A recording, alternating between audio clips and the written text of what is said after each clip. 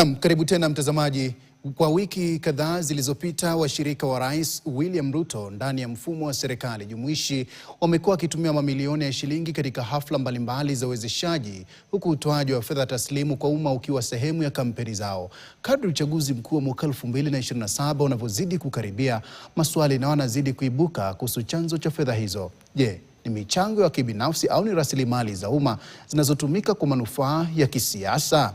Jeff Kirui ana taarifa hiyo kwa kina. Mamara wanasema kutoa ni moyo, usambe ni utajiri. Ila kwa wandani wa Rais William Ruto, ukarimu wao wa kutoa hundi ya mamilioni ya pesa imeibua maswali. President Ruto umewaka maili milioni hadi.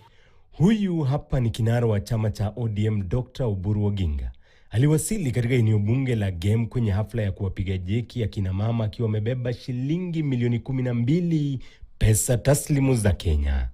Milioni 2 alisema zilikuwa zake binafsi na milioni 10 zilitoka kwa Rais William Ruto. Maili milioni hadi hapa.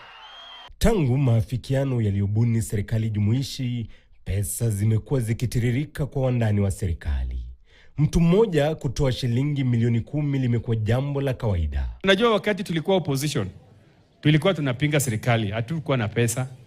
Sasa tumeingia kwa serikali na tuko kwa serikali, mbona tusitumie pesa na tuko kwa serikali? Hapa kiongozi wa walio wachache katika bunge la taifa Junet Mohamed pia alikuwa na mchango wake mdogo wa shilingi milioni 10. Wapi Nduru? Wapi? Junet anajiunga na kikosi cha wanasiasa wa ndani wa Rais William Ruto ambao kwao ushawishi wa serikali umefungua ukurasa wa ubwenyenyi ambao kutoa uhisani wa shilingi milioni 10 ni jambo la kawaida tu.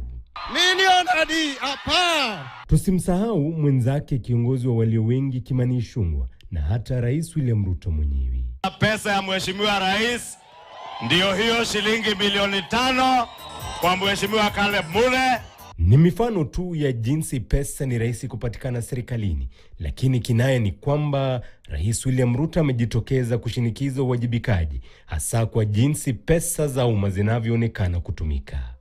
Je, hela hizi zinatoka wapi? Au tuseme tu zinatoka kwa mifuko yao na Roho Mtakatifu amewaguza na kujenga ukarimu ndani yao mwaka moja tu kabla ya uchaguzi?